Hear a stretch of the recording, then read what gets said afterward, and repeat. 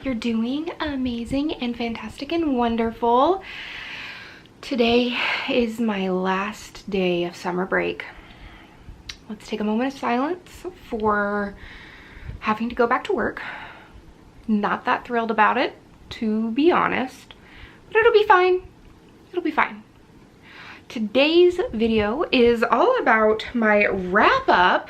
I haven't done one of these in a while, for July. Now, you would think that with having summer off and with, you know, having all of the time in the world, I would have knocked out a bajillion books in June and July.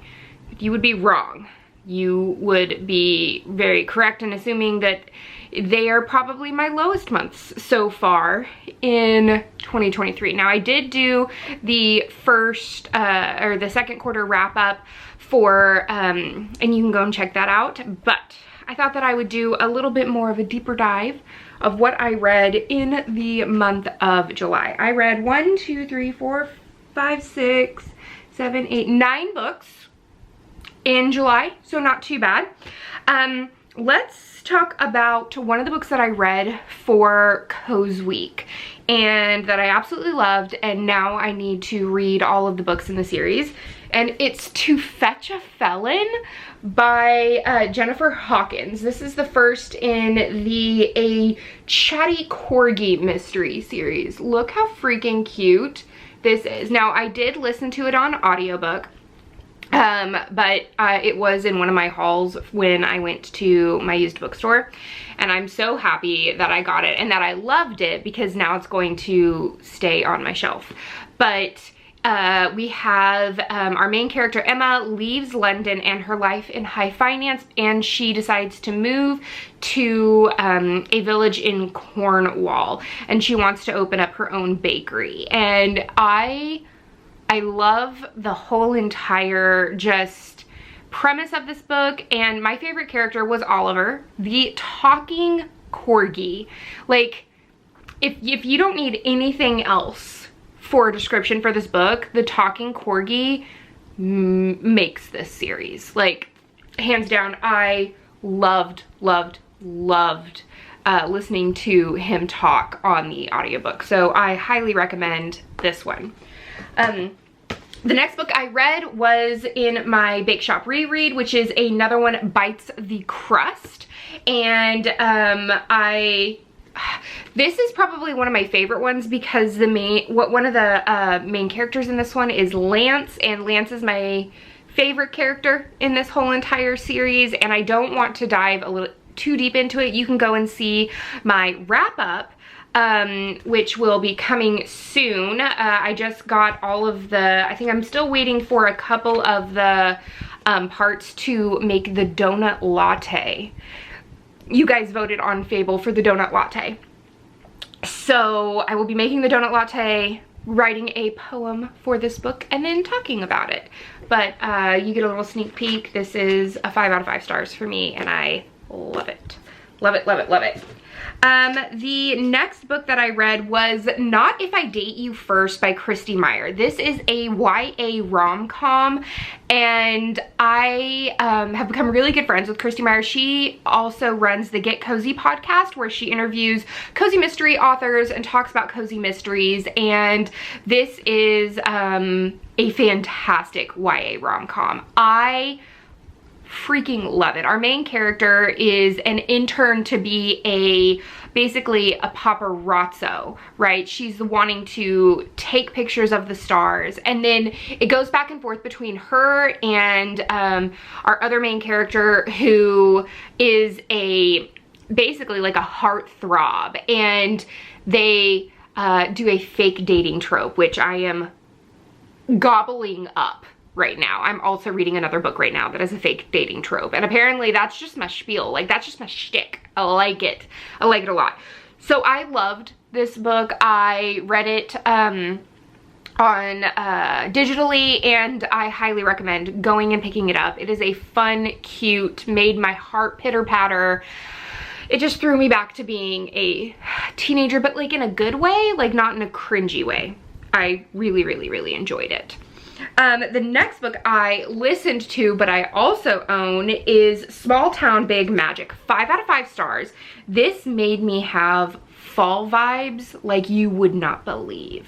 Our main character is Emerson Wild, and she has built the life of her dreams. She is the youngest Chamber of Commerce president in Saint Cyprian history, successful indie bookstore owner, and lucky enough to have her best friends as found family. Like, oh my gosh. But then when she is attacked by creatures that shouldn't be real and kills them with what could only be called magic, Emerson finds that the past decade of her life has been a lie. I'm not going to go into any more than that because you have to read it. I have pre-ordered the second one, which comes out in September. It was so freaking good. I loved this so much. I can't. I love this so much. So good. The next book that I read was Charlotte Isles is Not a Detective by Katie Siegel. And I got that as a advanced e-arc from NetGalley, and oh my god, it was so fantastic. If you were fans of Harriet the Spy, or the Mary-Kate and Ashley Olsen Adventures Detective show, or the books like I was, you will love this. Charlotte is a retired child detective, and now she is an adult, and she is really trying to figure out where she wants to be. She thinks that she is no longer as good as she was, and like the found family, the friendship, just all of the vibes. You will love this, and I highly recommend it on audiobook because I really enjoyed I enjoyed the audiobook because I got the e-arc, but I also got the audiobook from Libro FM. So yeah, I own things in multiple formats, but you guys know this because I have no self-control, right? Okay, the next book I listened to was Dial A For Aunties. This is not a cozy mystery. This is a caper, and it was flippin' fantastic. Like, our author, Jessie Q. Sutanto, I think that's how you say it. If I'm butchering it, I am so sorry. She writes cringe-worthy, like, moments so freaking well. Like, to the point where there were multiple times while I was listening to this audiobook that I had to pause it. So I was getting secondhand embarrassment for our main character so much that I was just like, my heart would stop because I knew what was about to happen, but then I wanted to know what was gonna happen. Like, it was like a train wreck. You couldn't look away. It was so good. So when Madeline Chan ends up accidentally killing her blind date, her meddlesome mother calls for her even more meddlesome aunties to help get rid of the body. I'm not gonna tell you any more than that, but read it, get it. I'm gonna read the rest in the series as well. It was so good. Another book that I listened to was Love Theoretically by Allie Hazelwood. And I didn't know that there was a new type of like romance rom-com kind of genre called STEMinist, which is where the main character in the book is a female in a STEM career. And I'm living for it. The witty banter between the characters and the fact that our main character in Love Theoretically was also a type 1 diabetic, that also hit home. My dad's a type 1 diabetic, and I understand like the struggles that she was going through to financially support herself while having no insurance to pay for insulin, and then like the love between her, and guys, it was so good. 4.5 stars for me on that one. I loved it. Pick it up. The next book I read was The Rook by Daniel O'Malley. This was for my Genre Gurus book club that I host at my house with my friends and my husband and my mother-in-law, and it was so freaking good.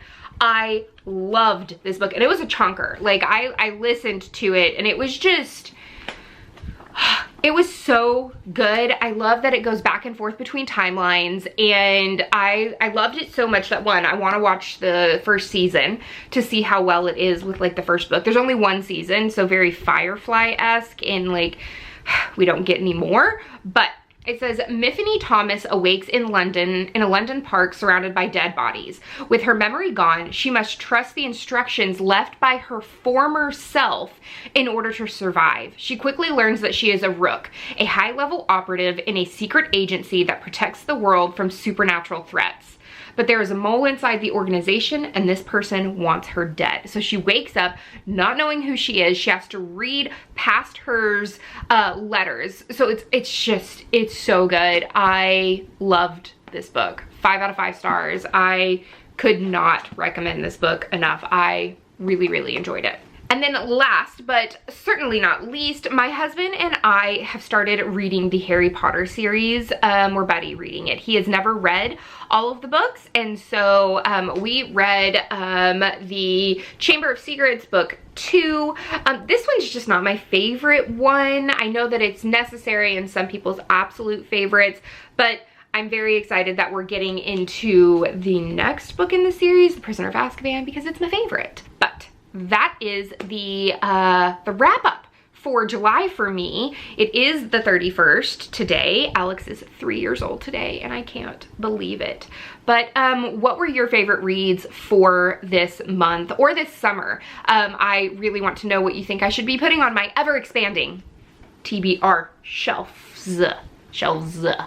But that's the end of this chapter of Courtagonist. Please give this video a thumbs up and subscribe if you haven't already. And until next time, guys, happy reading.